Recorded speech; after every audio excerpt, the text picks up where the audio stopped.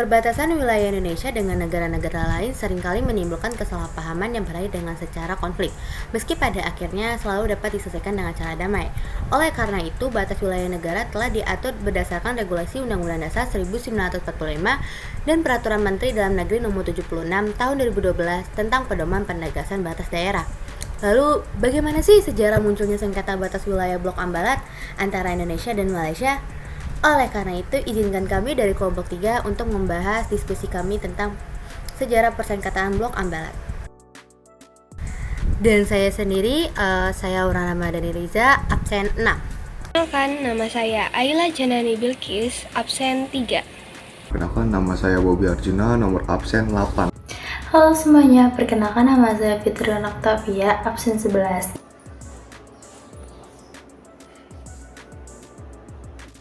Perkenalkan, nama saya Jericho Berubah, absen 14. Saya Nadia Putri Maharani, absen 26.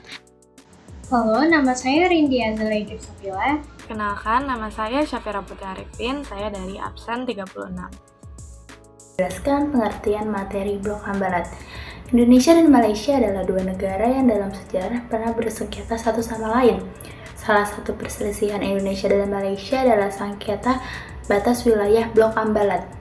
Blok Ambalat adalah wilayah laut seluas 15.235 km persegi yang berada di Laut Sulawesi atau Selat Makassar. Di sini saya akan menjelaskan tentang pengertian bagian kedua.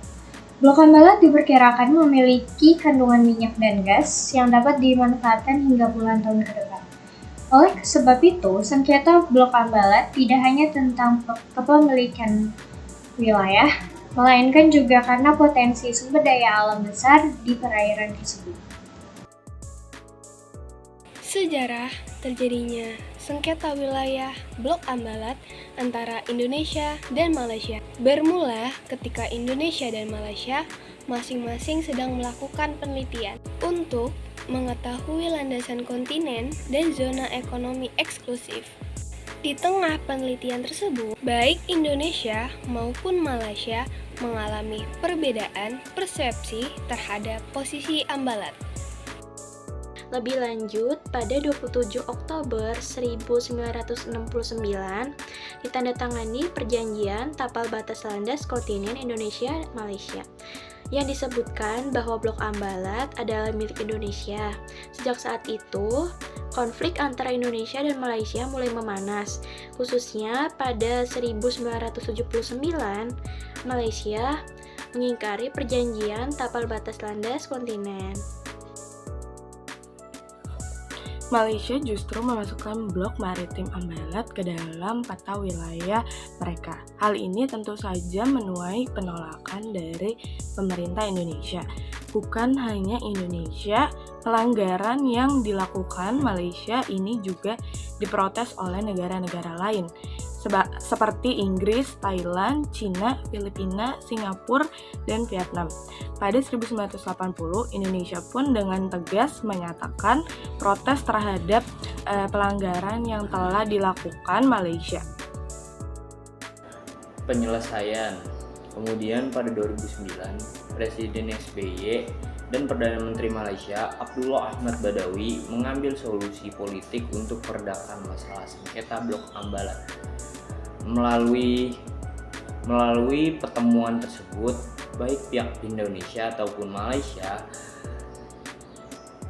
saling menjelaskan landasan hukum klaimnya atas Blok Ambalat. Penjelasan landasan hukum Malaysia terhadap Blok Ambalat pun ditolak oleh Indonesia.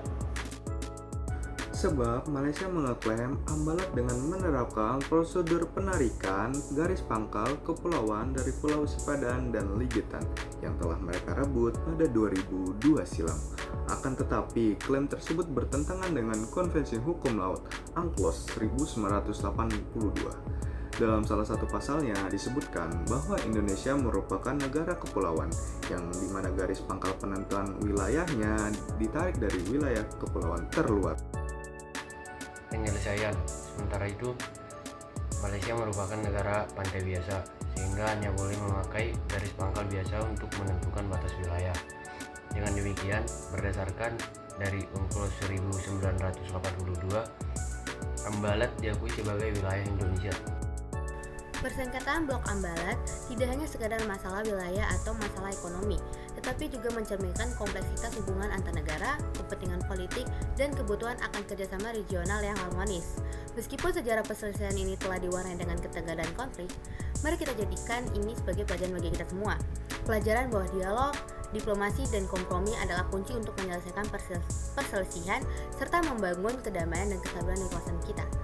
Sekian dari kelompok kami. Wassalamualaikum warahmatullahi wabarakatuh.